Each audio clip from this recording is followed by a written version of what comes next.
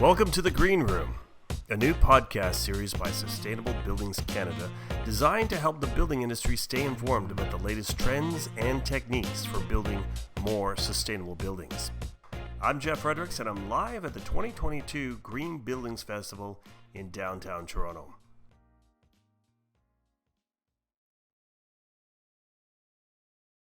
Okay, well, we're here with Monika. We're going to talk a little bit about Evolv1. So why don't we start, Monika, with you telling us who you are and what you do. Yeah, thanks so much. So I'm Monika Mikhail from the University of Waterloo. I'm a sustainability management student, and I was involved with analyzing Evolv1's operational performance over the past year and a bit, so I'm really excited to share that with you today. All right, awesome. Well, why don't we start by talking a little bit about Evolv1 and all the great accolades that it's enjoyed. Maybe for those that don't know much about the building, you could give just an overview and what makes it such a special building. Yeah, for sure. So it's about 110,000 square feet office building shared among like 4 different tenant groups. And what's really special about it is it generates its own solar energy in the parking lot and on the rooftop, and it aims to generate more energy than it consumes, and that's its goal of being a net positive energy building. So when we reach net zero is when a building is consuming as much energy as it's generating, and then if we can reduce our consumption just a little bit and then generate slightly more energy than that, then we're in net positive territory. Awesome, and if I'm not mistaken, it was classified, I suppose, as Canada's first net positive building, is that correct? Yeah, it's Canada's first net zero energy building and zero carbon office building, I believe. Yeah. Okay, so net zero, but as you say, you reduce it just a little bit, you get into that net positive territory. Yeah. Gotcha.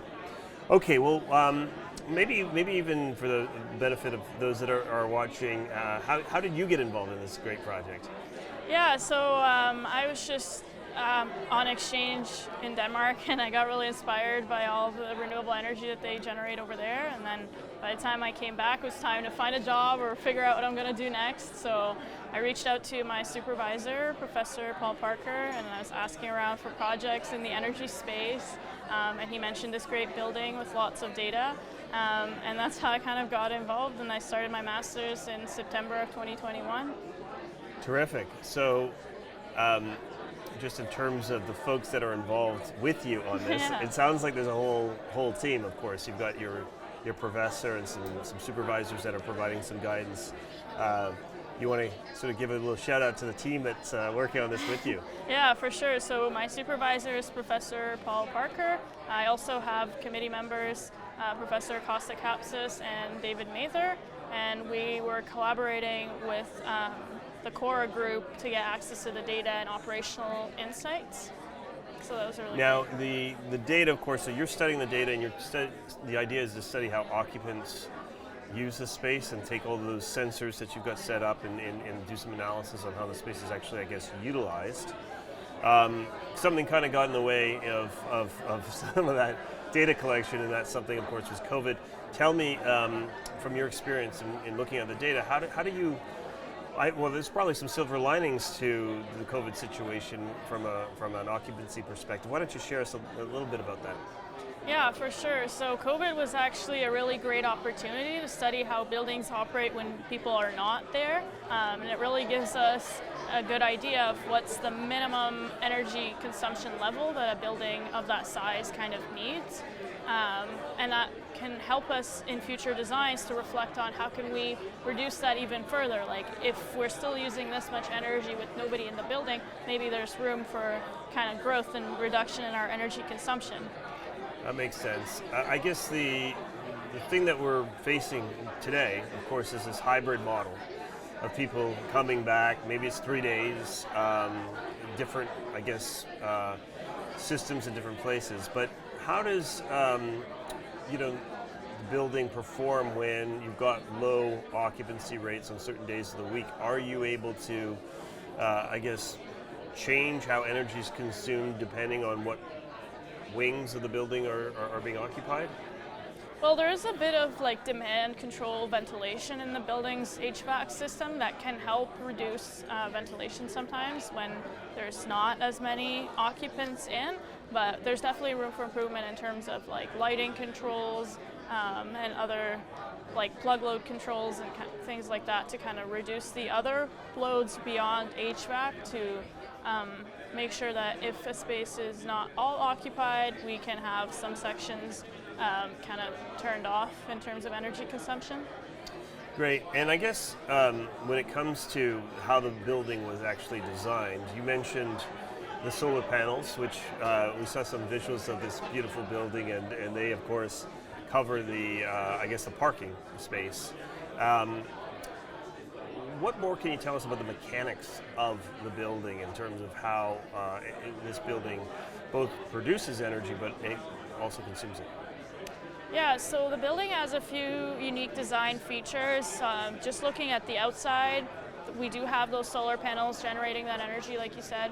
We also have like solar air preheaters that take in the cold kind of winter air and try to reduce that temperature before it gets into the HVAC to reduce that temperature difference that the HVAC system has to overcome before it starts heating up the air to be a comfortable indoor environment. We also have open geo-loop pumps, kind of drawing water from the ground at about 10 degrees, and then it uses that water, moves it all around the building to kind of regulate the temperature. So some areas of the building, for example, like a server room, would be like just super hot, like all year round. So the water in those areas would move from this, from the server room to other parts that might be cooler, and it kind of constantly regulates its temperature that way by moving the water around. Very cool. And what can we take from your studying of the building and how it operates and apply to perhaps other buildings across this great country? When you think of commercial office space, for example, from your perspective, what have you learned about how this building was both designed and how it functions that you think can be shared knowledge?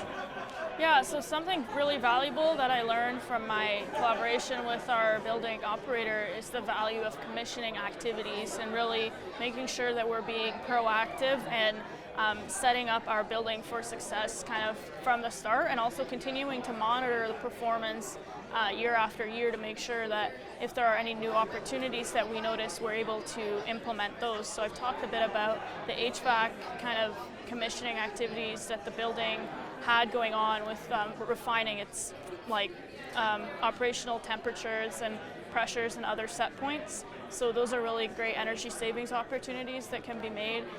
Another thing that we did was like for humidification, kind of just reflecting, do we need external humidification if we have like natural humidification through a living wall, and also heat recovery from an enthalpy wheel. So all of those little things kind of add up to really helping set up our building for success in future operations. Very cool. I just want to spend a couple minutes talking about the occupants themselves using the space, right? Because many people might be hesitant about going back into an office building because of air quality, as an example.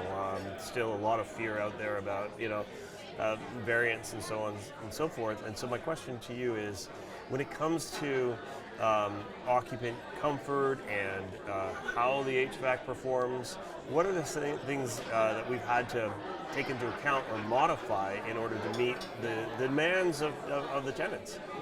Yeah, so some things that were changed kind of during COVID is how much fresh air the building brings in. And of course, this building has a unique system that doesn't have any recirculated air. It's just all dedicated outdoor fresh air. So that's really unique. There's no kind of recycling of any air streams. Everything's kind of fresh brought in. And with the demand control ventilation, we can also choose to over ventilate in a way, just to make sure we have extra fresh air kind of going into the building. Yeah. Are there sensors that monitor the air quality relevant to things like variants that might be in the air, like kind of like warning systems to kind of detect when there may be an influx and more exchange needs to happen? Maybe it's flu season as an example, and the building's now a lot smarter at predicting how to change the cycle of ventilation. I don't know, I'm just making this up. Yeah, so the building doesn't have anything like that to my knowledge, but we do have CO2 monitors, and that is how the demand control kind of happens, is when there are a few, like every person in a room kind of releases a certain amount of CO2 just by being present, and then that sensor is measuring, okay, how much CO2 is here? Do we need more fresh air? Are we within the limits? And it's kind of always regulating to stay within that set point. So it's not necessarily detecting for like variance. That would be very cool. I don't know if it exists, but that would be really neat. I think some studies that I was reading about for COVID had new strategies in terms of like air filtration, kind of using different filtration strategies.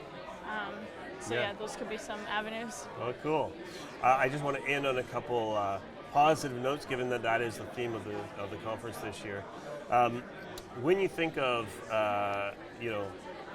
being in the space that you're in at this time in history, and how, first of all, incredibly important it is that we address this stuff urgently, but also how exciting it is to be at the forefront of all this great new innovation. What are you most looking forward to in, say, 2023? I'm really excited to seeing what other net zero energy buildings or net positive energy buildings get inspired by this success story and design and operation, and how many other ones kind of start to pop up. How many solar panels will I see in parking lots as I walk by? So, yeah.